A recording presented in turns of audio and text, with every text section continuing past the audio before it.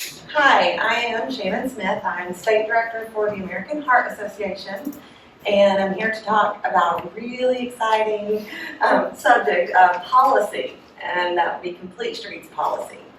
So I'm sure that that's probably a term that you are all familiar with in this room. I know a lot of times when I talk about Complete Streets policy, people don't know what it is. So I'll start there as if you don't know what it is. And so Complete Streets policy, most of the time, it's done at the local level. Can be done at the state level. We would like to have it done at the state level in Kentucky, but most of the time it's a local level policy. And it takes into consideration all modes of transportation for all users. So it's not for cars, basically. I mean, it includes cars, but it's all people walking, people biking, people pushing a stroller, people that have different abilities or different disabilities or restrictions. So it takes, and it also, the biggest component probably of Complete Streets is equity. It is a safety and equity focus, and it's a policy passed that is a law that requires communities, any project that moving forward, current project or a project that they will go back and retrofit or try to maintain, they will look at it through a Complete Streets lens. Now, this policy isn't prescriptive either, so it's kind of a two-part issue. So you need the policy, you need the law that says every project will look at this in a Complete Streets lens. But what that looks like is different, say, in a park, if they're going to fix a park system, or in a neighborhood, a small neighborhood, an urban neighborhood, a rural neighborhood. It looks different everywhere. So you also have to implement a manual, and usually it's about 12 months after you pass the policy. They have the transportation department, usually or Public Works, has to develop their manual. And this is, developing the manual is critical to involve groups like Smart Growth America, the engineers of the city or the county, to really look at what is feasible and what can we do. I talked about equity in the beginning, and the reason that we say it's an equity focus, because we have so many communities that have historically been disinvested in. And those are a lot of times our communities that have low car ownership, which is interesting to think about, and those communities don't have very walkable streets. And they don't have cars, which means public transportation needs to have access. So do EMS, fire, police. A lot of times those communities don't have adequate road systems or sidewalk systems or connectivity to allow those environments to be safe in those communities. Usually the first question I get, well, isn't that much more expensive to look at? Doesn't it cost the city money to look at these as each project through a Complete Streets lens? The answer is absolutely not, because this pot of money you have is the pot of money that you have. It's about prioritizing where you put that funding and what the focus is of that funding. So we were successful in 2019. I worked with the Kentucky Youth Advocates, and we were able to pass a Complete Streets policy, and we actually updated the Louisville Complete Streets policy in 2019. They took some extra steps within that policy to exclude allowable exemptions. You're thinking, what's the point? An allowable exemption would be, say, snow removal. It creates a pothole. The community has the ability to go in and just repair the pothole and not look at that section of roadway through a Complete Streets lens. That would be an exorbitant cost to do that kind of repair. But if they're looking at that street and they think, we're going to remove some trees, or we're bringing in utilities, or we're going to bury this, or we need a crosswalk, then they look at that whole entire section through a Complete Streets lens. So it is about prioritizing funds, but it's also about prioritizing communities the way that cities haven't normally done. But Louisville is doing a really good job. We did some implementation thing. They are doing some retrofitting. We gave them a 6-month period of any project that was 6 months down the road.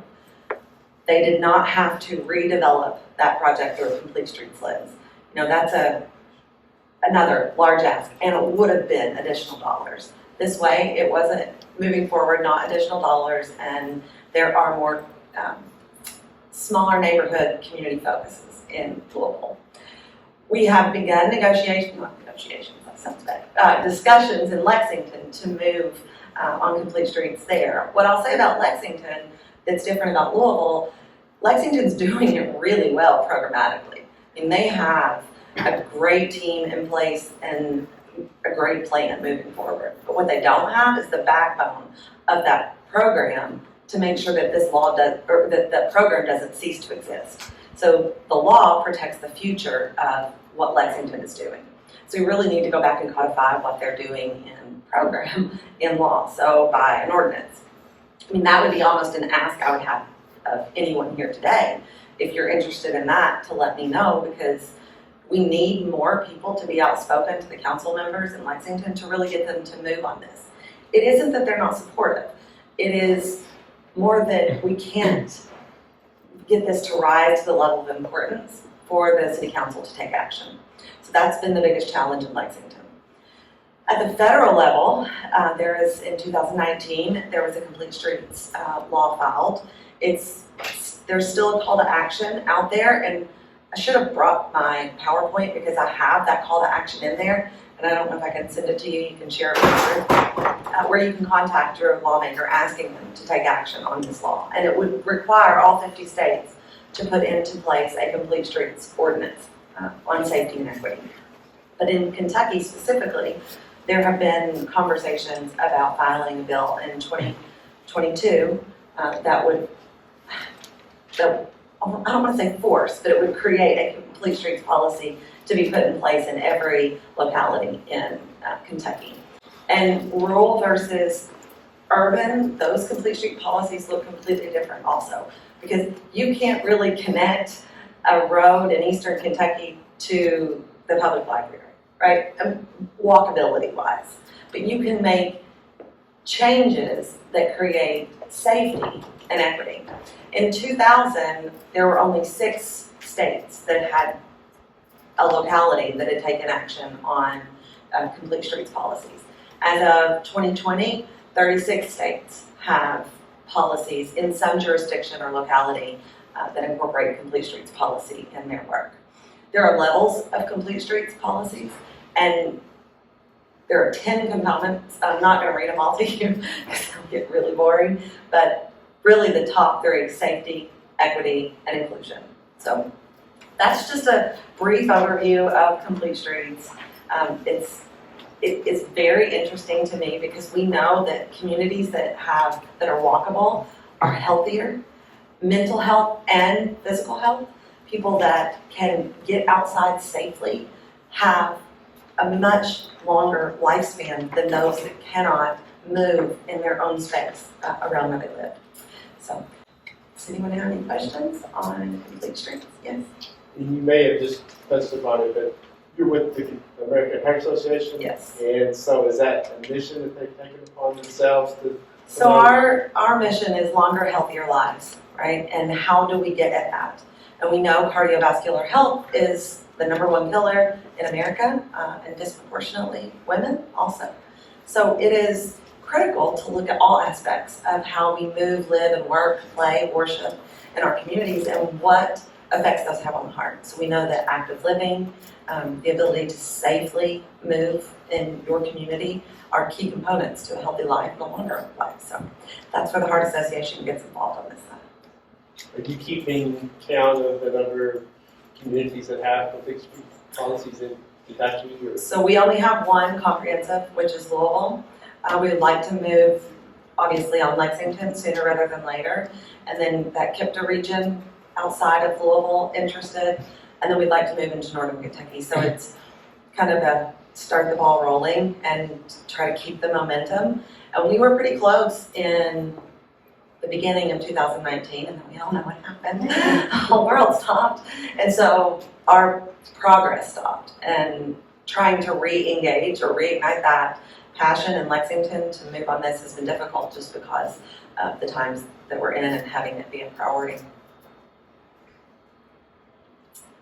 I appreciate being here. I don't think that I didn't even know about this council or committee, board, commission, thank you. And I'm really excited to be part of it. My kids and I are and my husband, great outdoors people. We're always on trails and out and doing, so I'm happy to join.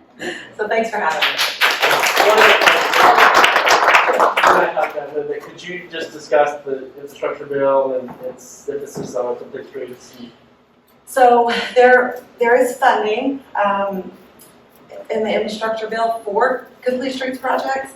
If you pass an ordinance and you have an ordinance, you can apply for additional funding. The city can apply for additional funding, or county, if you have a complete streets policy for infrastructure, for development of roadways. So you actually increase, or roadways, or it says roadways in there, but it's anything that you can travel on. So any mode of transportation on that travelable path, whether that is a bike path, dirt, asphalt, you name it. But yeah, you cannot apply for those dollars if you don't have the policy in your community. So it could increase the funding that transportation gets. And we know that is like the one thing that is always on the top of everyone's mind is, where's the transportation funding coming from? How much is it? Okay, thank you all. As always, we hope you found this content useful. If you did, please like the video and consider subscribing to the channel. Thanks.